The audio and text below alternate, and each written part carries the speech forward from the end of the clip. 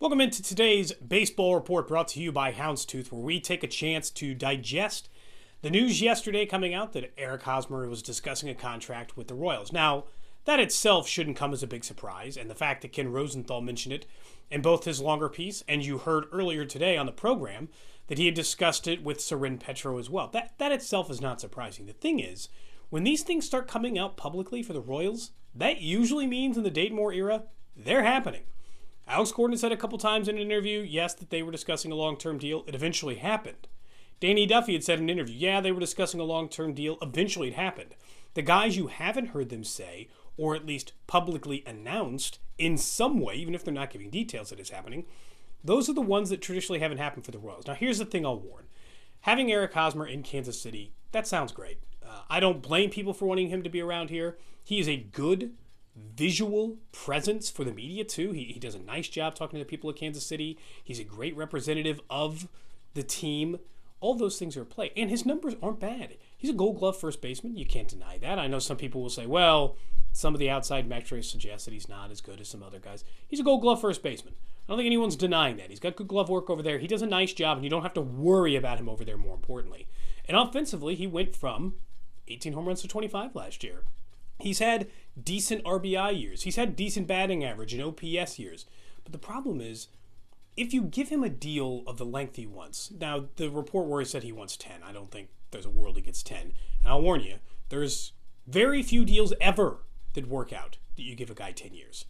Think about how many 10-year deals have been handed out and think about how many few have actually worked to this point. It's way too big of a risk. But if you start talking down to 8 or 7, the odds of getting the level of production you want for the amount of money you'd be paying, you're taking a huge risk of paying that there's still upside. Now, I think there is still upside with Eric Hosmer.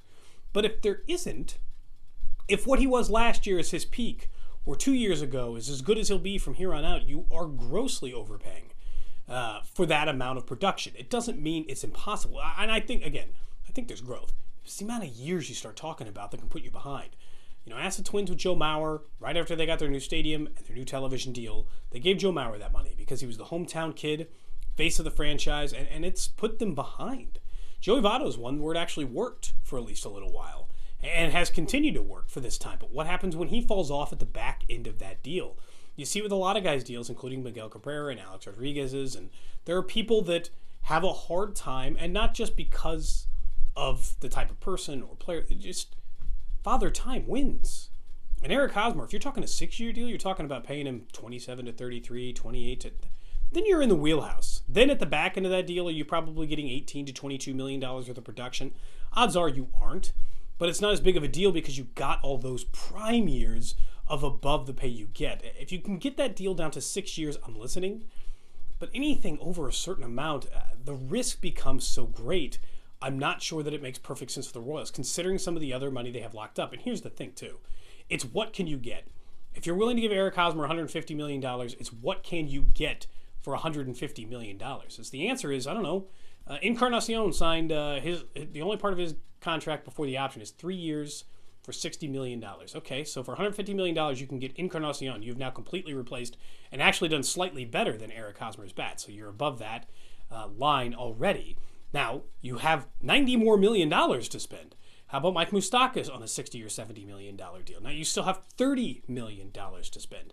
That's about what the cost for a 7th inning, 8th inning guy in the bullpen. So you could have Hosmer's bat replaced, Mike Moustakas, and then move Alex Gordon to, first, or move one of the other players you have to first, Brandon Moss, some of the other guys under contract. There are a lot of things you could pay for. If that's the number it comes in at, it's can you get more value at that cost than what you would pay the other guy. I'm not saying don't do the deal. I'm not saying it's not nice to have Eric Hosmer in Kansas City. I'm not even saying he's not a good player. I'm just saying when you start getting too many years or too much money, be weary. Be weary of how high that gets. I'm Cody Tapp. This is Sports Radio 810 WHB.